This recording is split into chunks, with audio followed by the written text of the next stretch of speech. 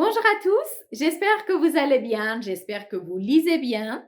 Dans la dernière vidéo, j'avais dit que j'allais lire un autre ouvrage de Virginie Grimaldi et je vous ai promis de vous en parler après avoir terminé sa lecture. Aujourd'hui, c'est le jour J. Le parfum du bonheur est plus fort sous la pluie, écrit par Madame Virginie Grimaldi et publié par l'édition Fayard en France. Comme le dernier ouvrage, la protagoniste de ce roman aussi est une femme, est une jeune femme qui s'appelle Pauline. Son compagnon s'appelle Ben et son petit-fils s'appelle Jules. Le problème commence dès les premières pages. Il y a une crise dans la vie conjugale de Ben et Pauline.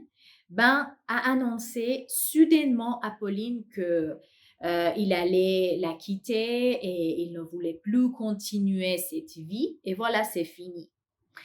Le problème, c'est que Pauline aime toujours Ben de tout son corps et elle n'arrive pas à accepter comment c'est possible que Ben ne m'aime plus. Voilà, elle n'arrive pas à accepter cette vérité et elle va essayer toujours de convaincre Ben de revenir à la vie. De toute façon, elle quitte la maison avec son petit-fils et va s'installer chez ses parents.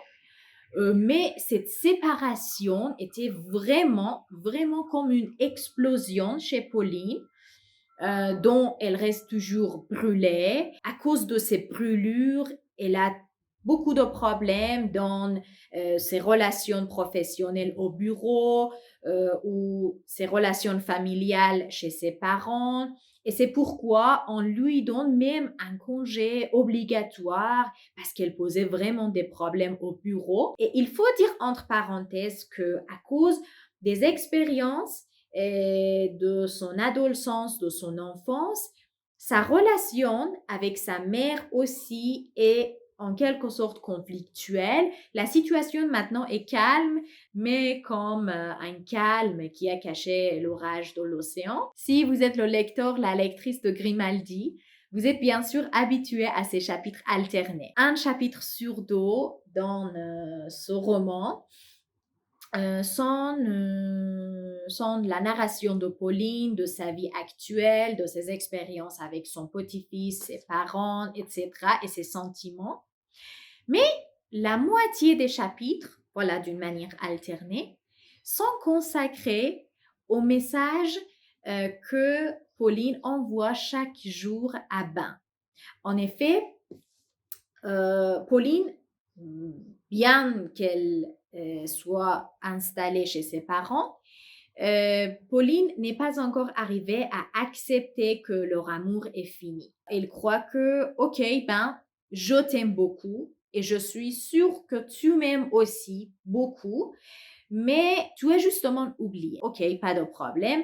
Je vais te rappeler. Je vais te rappeler combien nous nous aimions et combien nous nous aimons toujours. Et je t'envoie un message par jour et je te raconte nos souvenirs, nos histoires pendant ces 15 ans. Depuis ces 15 ans, il se connaît depuis 15 ans. Et voilà, à chaque fois, dans chaque message, elle lui raconte un souvenir de leur première rencontre, de leur mariage, de la naissance de leur fils, etc. De tout ça, des histoires intéressantes ou désagréables même, de chagrin, d'amour, de joie, etc. En lisant ce roman, j'avais beaucoup de fois l'impression de voir répéter les scènes que j'ai lues dans le dernier ouvrage que j'ai terminé de Grimaldi, ça veut dire Et que ne durent que les moments doux dont j'ai parlé dans ma dernière vidéo.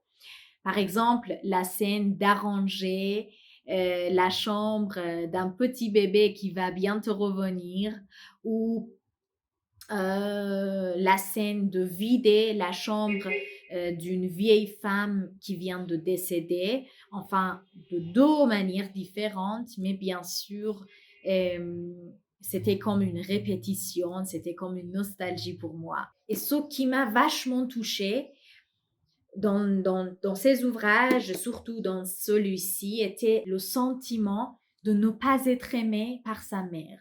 Le sentiment de ne pas être aimé par sa mère, c'était vraiment bouleversant pour moi. Par exemple, moi, en tant qu'une femme, je dois donner de l'amour à ma fille ou à mon fils. Je dois aimer mon enfant alors que j'ai l'impression que ma mère ne m'aimait pas. Et pourquoi elle ne m'aimait pas? Et le sentiment de culpabilité, je dois expérimenter la maternité, la parentalité, alors que je ne suis pas encore arrivée à résoudre mes problèmes avec ma propre mère. Et comme si on est serré entre l'amour et la haine. Je dois aimer et je hais aussi. Et Virginie Grimaldi montre bel et bien comment, en tant qu'une femme, euh, avec toute sa capacité, avec toute sa fragilité et toute sa force, on peut se débrouiller, on peut gérer la situation, on peut se sauver et sauver les autres aussi. Et on peut donner l'amour qu'on n'a peut-être pas reçu. Et voilà, c'était bouleversant pour moi, je vous conseille. Peut-être je fais une pause. J'envisageais de lire 4 ouvrages de Virginie Grimaldi à la suite, mais peut-être après 2 ouvrages, je vais faire une pause et je vais attaquer d'autres écrivains et je vais recommencer au futur 2 autres ouvrages de Virginie Grimaldi, ou peut-être pas, je n'ai pas encore décidé. Voilà, j'espère que cette vidéo vous a plu et à bientôt.